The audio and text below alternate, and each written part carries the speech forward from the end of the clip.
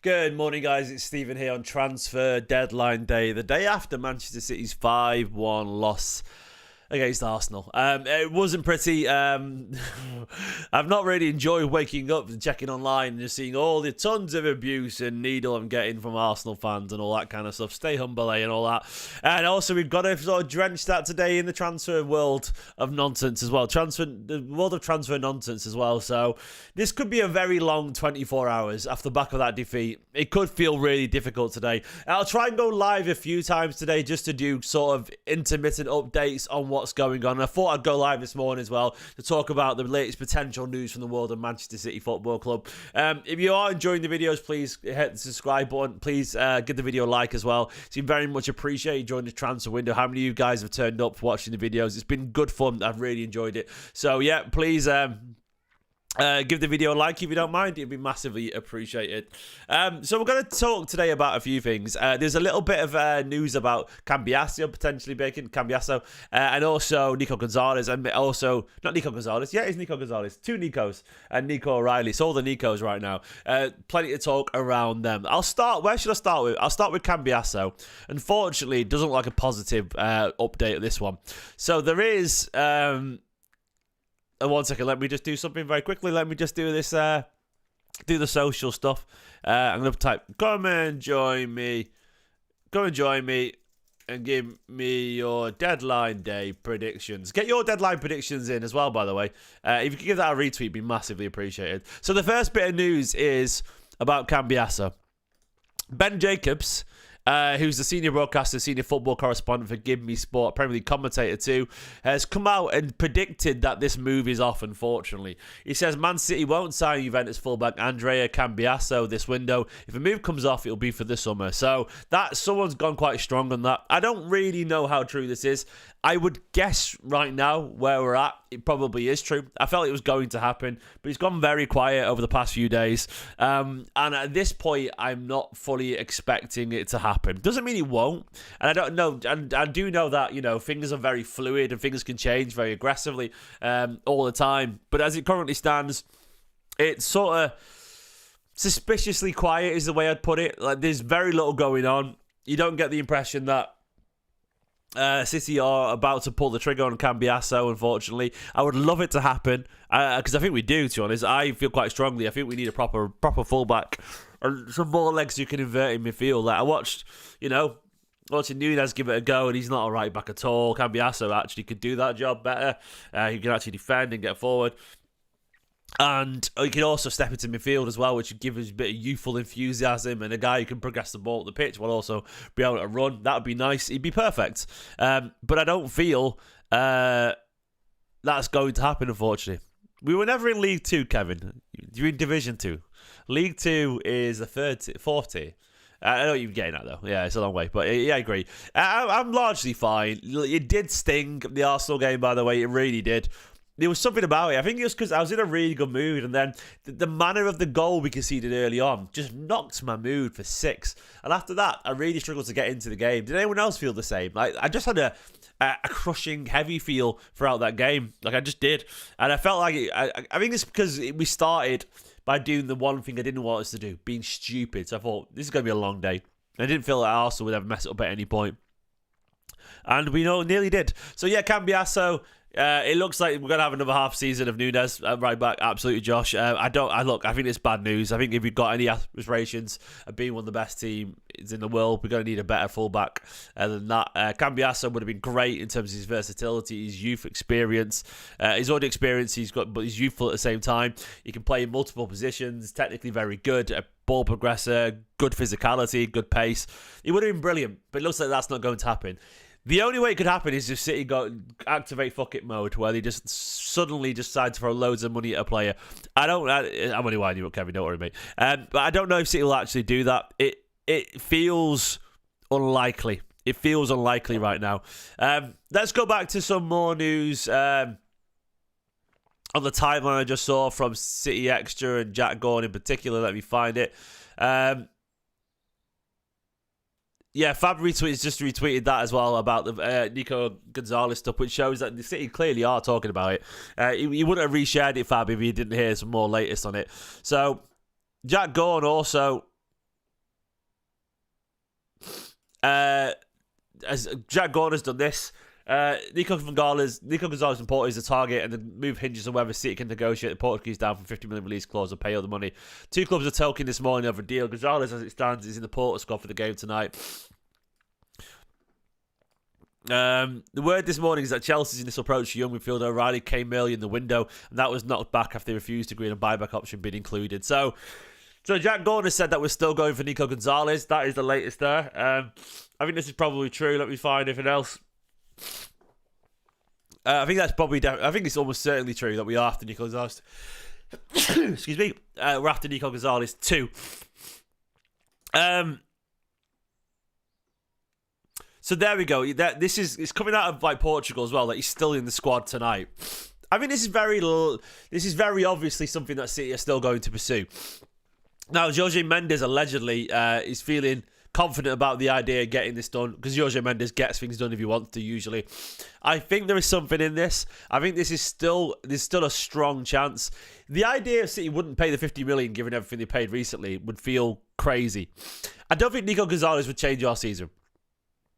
I really don't think he can. I don't think Nico Gonzalez is going to solve the very fundamental issues that Man City have right now. Like, one thing that struck me is that this isn't just a one-player job. This is a multiple-player job, you know. Nico Gonzalez cannot stop Kanji having a brain fart. He cannot stop Mateus Nunes playing at right back. He cannot stop Kovacic or Bernardo Silva not being DMs who have the physicality either. He can't make Diaz and everyone else on injury prone. These are fundamental issues that City just can't get past, you know. So I do feel as much as Nico Gonzalez would be great and a really good start, it doesn't feel to me that it will change our season exponentially. But I like the look of him. I think he looks like a really smart player. He's very much got like baby Rodri vibes to it. But he's going to take time to adapt to the team. Look, if Rodri was available and then we brought this guy in too, I think that would make a massive impact on our team, obviously. Especially with Rodri back. Changes most things. But even at this point, I think if Rodri came back, we wouldn't be able to save our season. I really believe that. I think, well, it depends what you mean by saving it. I think some of the issues would still persist if Rodri came back, because I think it's very obvious that there's clear structurals in the team and it's way deeper than just a midfielder. It's much deeper than that. So, yeah, that's how I feel about it.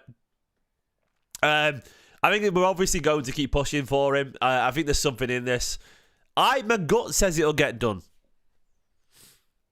I think the game yesterday was so humiliating and so painful that I'd be amazed if City don't get this done now, because it feels like you have to. It was a real... I've said we needed it a few times now, but I think we needed that as a real sharp reminder of just that our rivals are pulling away from us. It's weird, like, because the Bournemouth games, Brentford games, Spurs games, whatever, like, they don't hurt as much as the Arsenal game, in my opinion. The Arsenal game hurts more because it's Arsenal, because they are meant to be our rivals, and that's where all the attention is and all that kind of stuff. So, we've got to say the same for Cambiaso. Yeah, I was wrong on that. But then, yeah. But Nico Gonzalez, it's just because it's the release clause and his dad and all that kind of stuff, who was a coach at City, and Jorge Mendes. Maybe I'm wrong. But, like, if they're not going out there, and getting Nico Gonzalez now, or just for the sake of a few million, I don't know what they're doing. They're sort of giving up on the season. Cambiaso feels like it's off Shanghai, because there's some reports suggesting that it won't be until the summer now. He'll get done, but in the summer. And it's probably true as well, isn't it? So, this is where we're at. It's going to be a reasonably quiet day, I reckon, up until right at the end. Here we go. Here's a little thing on Cambiaso here from Goal Italia. It says Cambiaso's towards staying at Juventus. No big offer from Man City. It looks like City haven't gone in for a big offer there, which I'm surprised by. What has he said? Cambiaso will stay at Juventus. Yeah, I'm surprised. I'm sort of surprised City haven't gone in for him, but I guess they feel the money's just too much. Yeah, well, we do.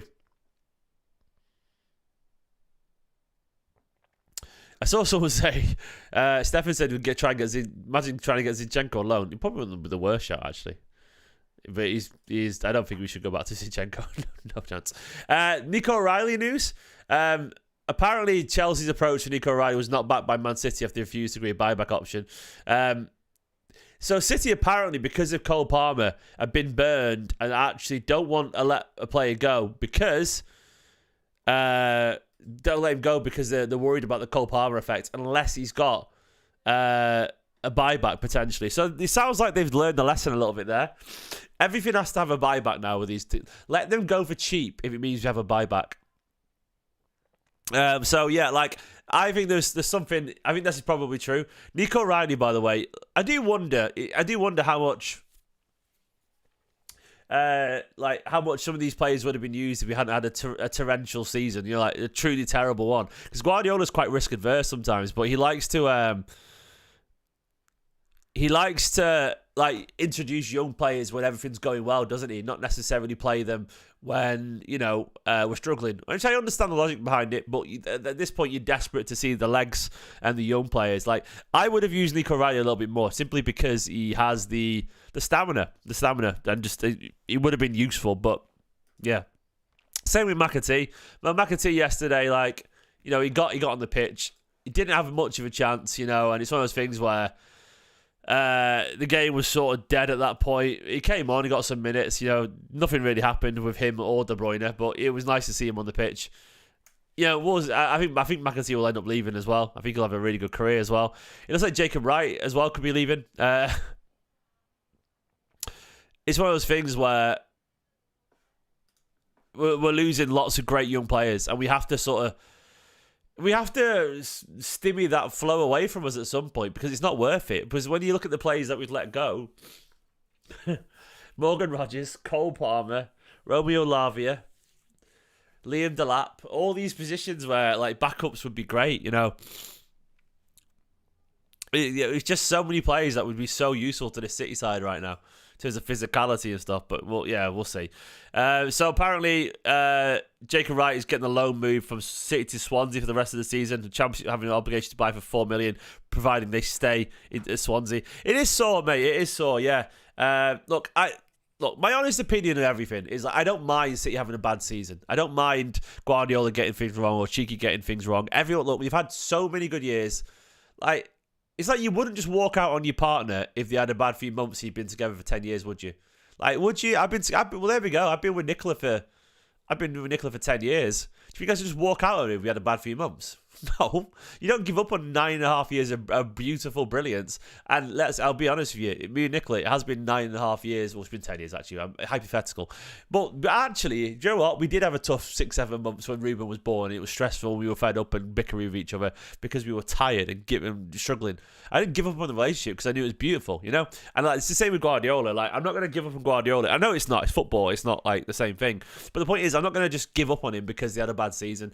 I want him to fix the mistakes. Don't get me wrong. In the same way that if I was rude to my partner for 4 or 5 months, I'd expect them to want me to apologise. You know, I get it. But the point is, I just